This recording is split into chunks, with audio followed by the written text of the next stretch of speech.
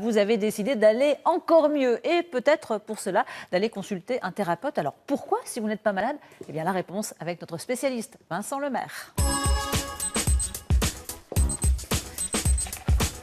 Bonjour Vincent. Bonjour Christine. Ah oui, pourquoi aller consulter un thérapeute si on va bien? Justement pour aller encore mieux.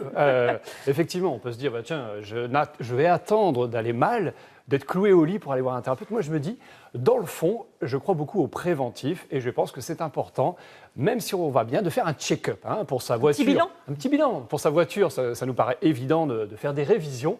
Et pourquoi pour nous, ça ne serait pas évident? Enfin, on ne va quand même pas aller déranger un médecin si on n'a pas vraiment de symptômes, si comme vous dites, on va bien? Alors, effectivement, je ne parle pas obligatoirement du généraliste, mais je m'intéresse notamment à tout ce qui est médecine chinoise. Dans cette culture, le préventif est une évidence et on va régulièrement voir un thérapeute pour tout simplement regarder là où il peut y avoir des baisses d'énergie. Il parle beaucoup en termes d'énergie.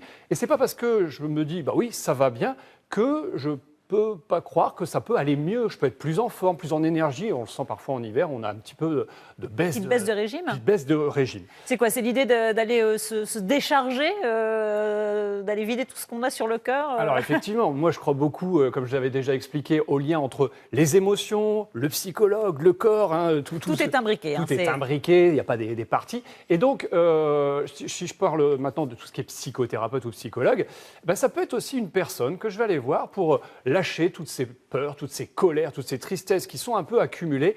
Parce que beaucoup de gens n'expriment pas, ils gardent pour eux, ils gardent pour eux. Et ça, c'est pas bon. Et au bout d'un moment, ça va sortir. Je me dis, après tout, ce monsieur, cette dame est professionnelle et surtout, je peux la payer pour ça. Et puis, je viens et je libère. C'est aussi quelqu'un qui a un peu de recul. Oui, qui va pouvoir analyser beaucoup mieux que... On ne peut pas le faire avec quelqu'un, on ne peut pas se décharger sur nos proches. Ce sont des professionnels, c'est-à-dire que ce sont des gens qui se sont formés pour ça, et d'où l'idée de bien choisir.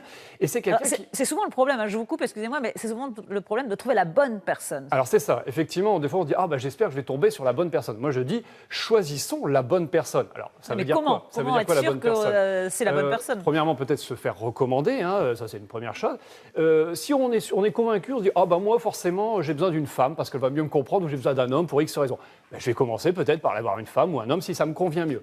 Ensuite, il n'y a rien de tel que d'essayer et d'expérimenter et de se dire, tiens, je vais voir un petit peu avec cette personne-là, au vu de l'outil qu'elle utilise, parce qu'on peut arriver avec différents biais, attaquer le sujet sous différents angles, des gens qui seraient beaucoup dans l'intellectualisation. Moi, je fais partie de ces gens qui cogitent, qui veulent tout comprendre tout le temps. Le problème, c'est que parfois, pour justement décharger émotionnellement, ça vaut le coup de ne pas aller chercher justement sur le terrain cérébral, mais peut-être au niveau corporel. Donc ça va être des ostéopathes qui travaillent le corporel et qui font ensuite le lien avec l'émotionnel. Ça, c'est génial. Des massages aussi qui permettent de détendre, c'est toutes ces techniques qui peuvent apporter un mieux-être. Oui, parce que ça peut se traduire par une tension et on se rend compte en fait en travaillant la tension, ou pendant que le thérapeute travaille la tension, il se dit tiens, c'est intéressant, cette tension dans cette partie du corps. Moi, ça m'évoque tel genre d'émotion. Vous en pensez quoi? Figurez-vous que ça tombe bien à Noël. Il y a ma belle-sœur qui m'a encore dit un truc. Et alors, ça m'est resté vraiment... Et hop, et on vient de lâcher quelque chose qui était resté là. On n'en avait pas eu vraiment conscience. Et pourtant, c'était là. Bon, on a bien compris qu'il faut faire un petit bilan en ce début d'année. Un petit bilan, un petit check-up. Ça fait pas de mal. Ça fait pas de mal. Et ça fait du bien pour l'entourage aussi. Et voilà, oui, ça peut aussi, servir pour l'entourage.